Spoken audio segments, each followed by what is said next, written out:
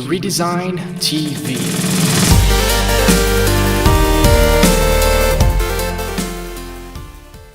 Hello and welcome to Redesign TV, where I talk about logo design and lettering. Today's episode is specifically about warped lettering. Now, warped lettering has been used in a lot of varieties since the vintage trend came back in 2015.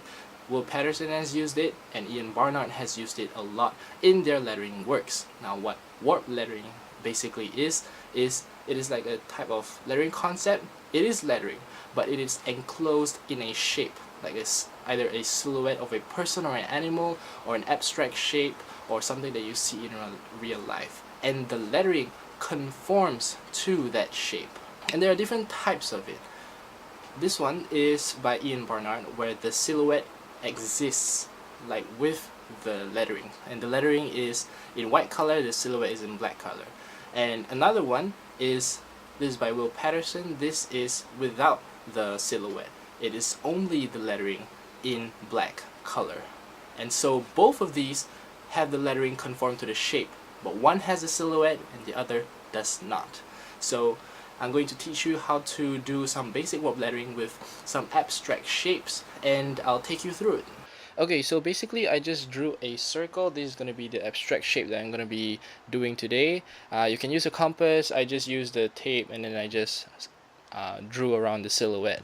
You also need like tools for rendering it so that it's like the final product. I'm using Zig Millennium and a brush pen, Sharpie stained will do. So the quote that I'm going to do today is live, love, and laugh. Live, love, and laugh. The actual quote is live, laugh, and love. It just feels weird. Love should be in the middle. And so, yeah. And the layout that I'm going to do here is I'm going to be drawing somewhat like a Pepsi logo.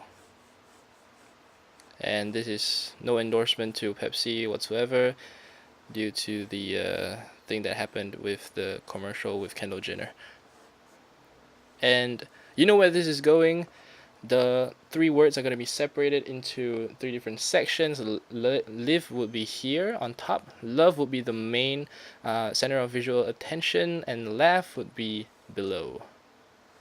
And I'm just going to make it more obvious.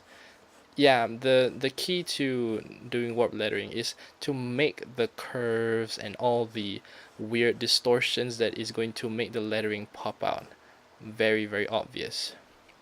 So I'm going to erase that, and I'll be using capital sans serif letters because it is way more easier and to shape out capitals, and sans serif and serifs would be much more versatile because you can imagine using serifs. I'm just going to draw this out so that we have some leading in between the letters, and I'm just going to draw out live first. So the key here is to fill out every single line of a silhouette. It doesn't matter whether or not the letters are going to be distorted, that's the point. And in here I'll be putting the letter L stem in this position. Here I am drawing the serifs. The letter L will be here. It will somewhat have like a 3D effect, and you also want to be consistent with that distortion. So if the L will be like slanted here, you also want the whole thing to be slanted equally, so that there won't be any like optical imbalances. And then V will be the same thing, and letter E will end off perfectly on the right side of this sector of the circle. What I'm doing here is extending the bottom part of the letter E towards the silhouette of the circle. That is because when I erase the circle, if I didn't do this, then it would look awkward. It doesn't have the whole circle enclosed by the lettering. So if I do this, it will have a much more distinct shape, and the people that are viewing your lettering piece will know exactly, will know much faster like what type of shape is this. If you don't extend the type so that the silhouette is fully completed, then your overall lettering piece might not look as pretty. So the middle word, love. Now this is probably gonna be like much more thicker than the previous one, the on top, because there's the letter O. And the letter O is you don't have to conform the letter O, because it's like a circle shape. You can do whatever you want with it, as long as people can still read that it's a letter O. Live, love, and letter V. And it depends whether or not like you want to thin or thicken your lettering. It just depends on like the shape that you want to warp the lettering into, and whether or not it looks nice. So in my case, this is still tolerable, and the final product will look pretty okay. And so I'm filling out the silhouettes here in the letter E's serifs. And you gotta watch out for kerning as well. I didn't watch out here. I'm gonna be a lot of trouble. This one I'm gonna extend so that the kerning will be right. I'm gonna erase that. And yeah, we're almost done. Laugh. Laugh would be, oh, that's a long letter. Long word, sorry. There's 5 letters. Okay, I'm going to, the letter L will be here. This is when I compromise. Just now I said that you have to fill in the whole silhouette so that people will be able to read that it's a full circle. They don't have to guess like what weird shape is that. This one, in this situation, the letter L, if I fill the whole silhouette here, it will look weird. The letter L would not be red like the letter L. It will be like this. And that I don't think that will be digested as the letter L as easily as this one. So in here, I compromise and I straighten the letter L.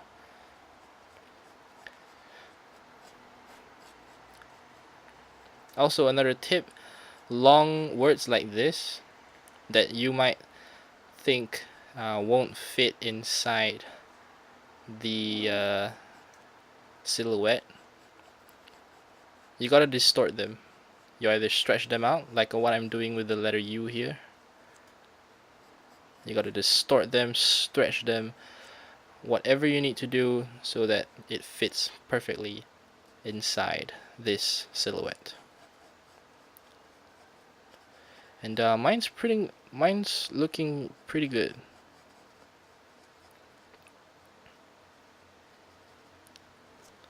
And then finally, the letter H.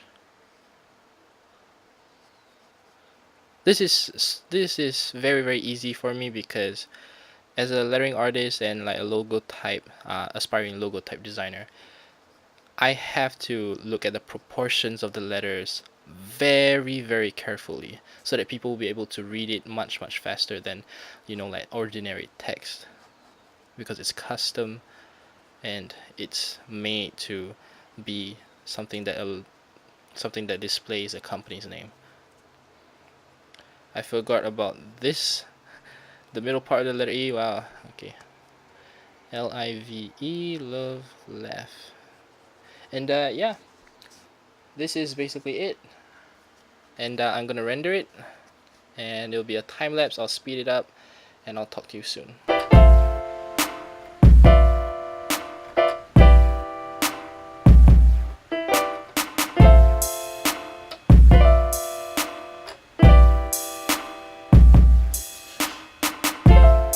Now that's warp lettering for you. You can experiment with a lot of other different letter forms. You can use sans serif, you can use script. It's all the same. You can even use like lowercase letters. You don't have to necessarily use caps for every time you do warp lettering. This is just an example. And capital letters are much more easier to conform into the shapes. So thank you so much for watching. I hope you enjoy the rest of my content. I'll see you soon.